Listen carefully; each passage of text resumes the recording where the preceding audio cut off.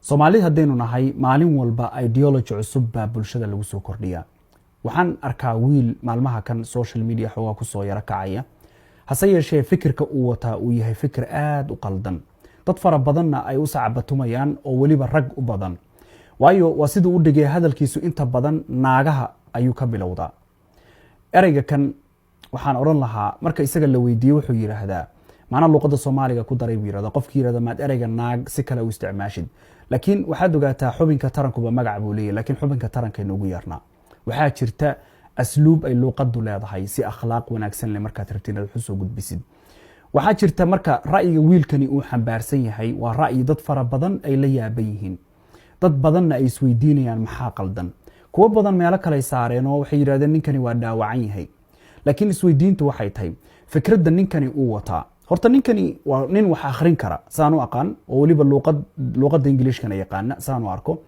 isweydiinta marka dad badan isweydiinayaan waxay tahay fikraddan qaldan wiilku xaguu ka keenay horta fikraddu Soomaalida ku cusub tahay oo hadda diwaanagan laba ashqaraarsan oo yaaban oo waxa kan xagee ka yimaadeen oo macnaha nacaybkan ilaa xadka fog ee qotada dheer ee dumarka loo qabaa muxuu yahay way rag iyo dumar waligood bay dunida soo wada noolaayeen iskhilaafi jireen laakiin inay qaldan tahay qof kasta xataa kan taageersani wuu dareemaya inay wax qaldan yihiin laakiin waxa moodaa rag badan oo afku isaga xirnaa oo uurka ka gubanayay buu waxyaabaha qabeen maaragtay oo nafahantooda aaminsanaayeen buu wada ay u maraan hadda u furay hadalkan ama fikraddan inta adiga kaaga muuqata khatarteedu waa ka xeel dheer tahay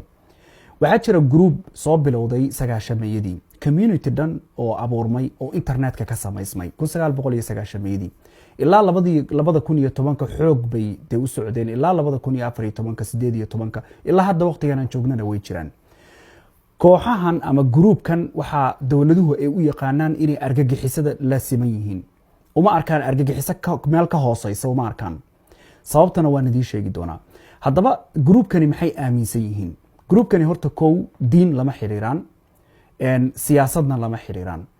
groupkan meesha dadka kale ee la oran karayo markii argagixisada qofka lagu tiriyo ama xagjir lagu tiriyo qolo gooniyo la dagaalama jirta ama dawlad ha noqoto oo maartay dhinac siyaasadeed ama diin ha noqoto kuwan iyagu labadaba waa ka gadisan yihiin oo cidda ay la dagaalamayaan waa haweenka waxa la yiraahdaa guud ahaan dumar oo dhan ba iyaga fogeeyay oo meesha ay taagan yihiin ba siday aaminsan yihiin geeyay waxay aaminsan yihiin horta inay dad la dulmiyay yihiin sababta keentay maxay tahay waayo waxay intooda badani ama qofkii ugu horeeyay bilaabay uu ka soo bilowday diidmooyin badan oo uu kala kulmay dumarka tanay ka soo aasaasantay